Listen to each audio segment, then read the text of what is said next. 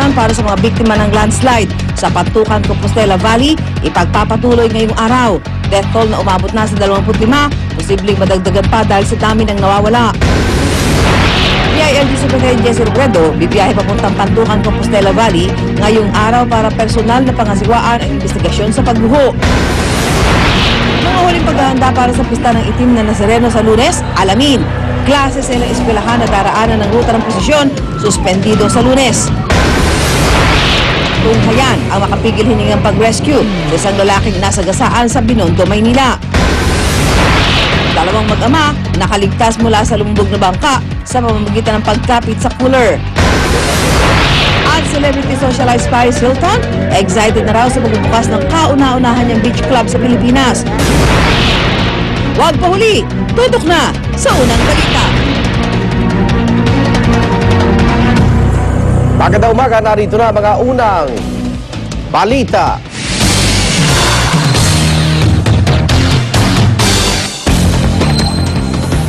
Iniimbestigahan na ng mga otoridad kung ano ang sanhi ng landslide sa Pantukan, Compostela Valley dahil kinasawi ng hindi bababa sa 25.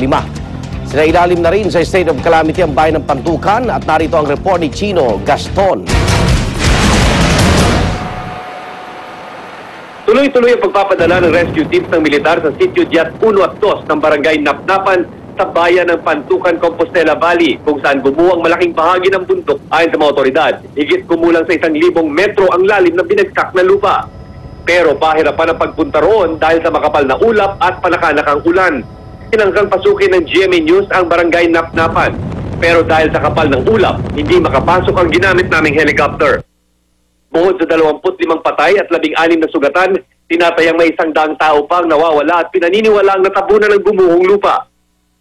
Kwento ng mga nakaligtas, nakarinig daw sila ng malakas na dagungdong dako 3:00 ng madaling araw na sinundan ng pagkawala ng kuryente at paggalaw ng lupa. Pagmata, dito, Pinaganay naman. pinaganay namin sa gawas. Ano yung pinay na matay? Ubay-ubay ba? Pila ka tao man din natin. Ambot lang ba sa amo Nakuwang ito, makikitang bahagi ng nadaanan ng guho ay isang tunnel na ginagamit ng mga maliliit na minero sa lugar. Agad namang nagsagawa ng rescue operation ng Philippine Army, PNP, mga rescue team at mga mining company sa lugar. Maka-expect ka talaga ng maraming casualty because madaling araw nangyari.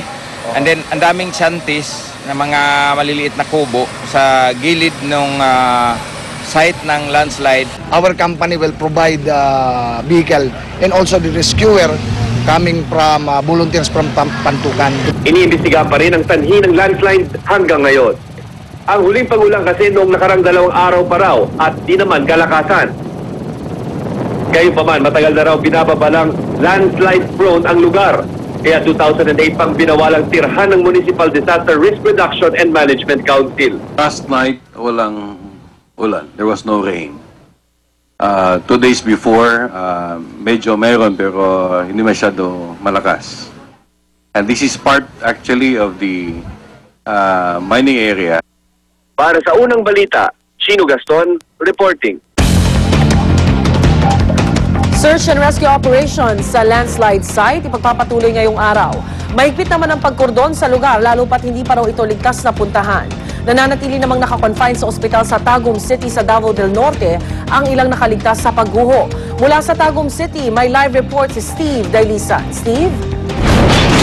Kaya umaasa nga ang mga kaanak ng mga minero na meron pang matatagpo ang buhay sa pagpapatuloy ng search and rescue operations ngayong araw sa pinangyarihan ng pagguho ng bundok sa sitio Diat 1 at 2 sa barangay Napnapan sa Pantukan sa Compostela Valley. Hindi pa raw matiyak kung gaano karami pa yung bilang nung nawawala pero ayon sa mapagkakatiwalaang source ni Governor Arturo Uy ay hindi bababa sa 4 na pupa ang missing. Ang pag-ulan na lang daw, Rhea, yung tanging nakikitang dahilan o hadlang ng rescue team para bumagal yung kanilang rescue operation ngayong araw.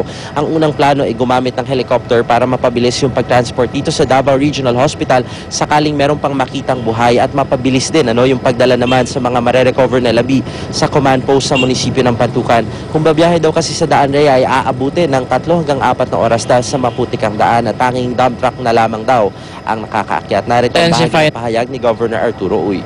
Natin yung retrieval operation, mayroon tayong mga additional equipments na darating doon.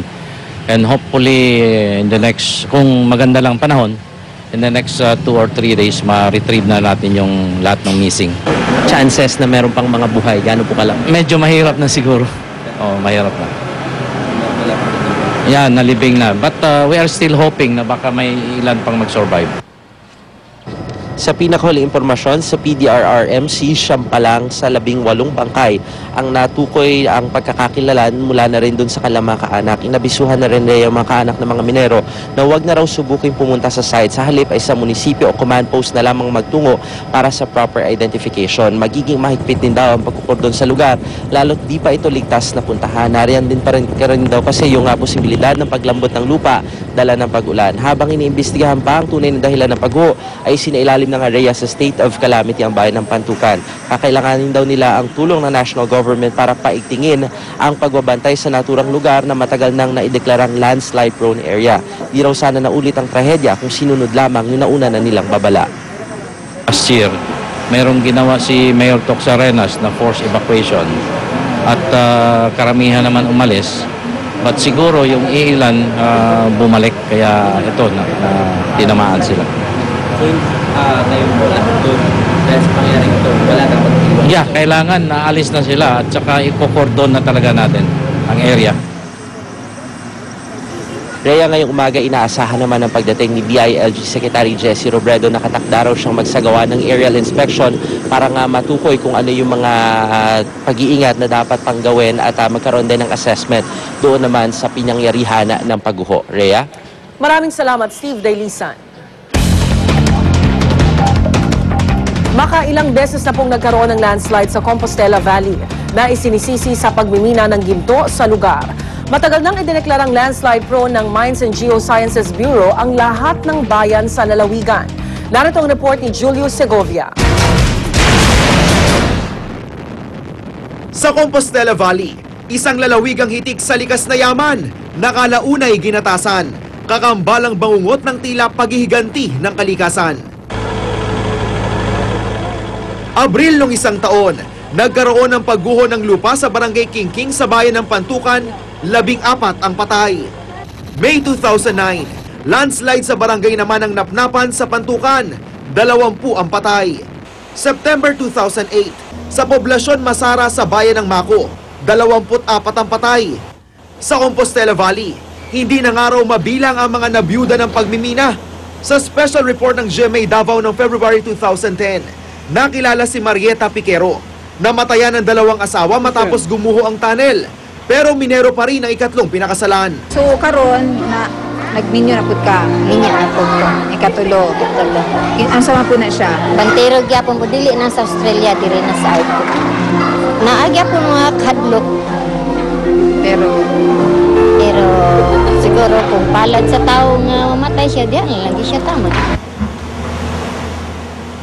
Unang uminit at tinaguri ang gold rush sa Diwalwal sa bayan ng Moncayo. Halos 3 dekada ang nakararaan. Ang halaga ng gold deposits dito, pinaniniwala ang umaabot ng $36 billion. Kaya naman hindi bababa sa 100 ang butas sa kabundukan ng Diwalwal. Pero kahit alam na mga minerong 50-50 raw ika nga ang kanilang tsansang makalabas ng buhay sa minahan, tuloy pa rin sila para lang maitawid sa gutom ang mga pamilya. Doon nila kinukuha ang kabuhayan nila kasi nagmimina sila ng ginto, hindi mo sila mapaalis. Tapos at the same time, maraming nakikinabang. Hindi lang siyempre yung mga pamilya nandun, kundi yung mga negosyante, tapos yung ano. So, ang point dito is kailangan may enough courage ang mga political leaders to finally say, hindi pwede. Dati nang lumabas sa pagsusuri ng Mines and Geosciences Bureau na landslide prone ang lahat ng mga bayan sa Compostela Valley. Pero sa bayan ng Moncayo, Mako at Pantukan, pinakamaraming natukoy na peligroso. Ibig sabihin, posible ang pagguho kahit walang ulan. May kita yung kulay ng geohazard map namin, kulay pula. Ang ibig sabihin ng pula, lahat yan ay landslide prone area. So dapat sa lugar na yan, wala dapat namamahay dyan. Nitong huling bahagi ng 2011, naglabas na ng ordinansa ang Provincial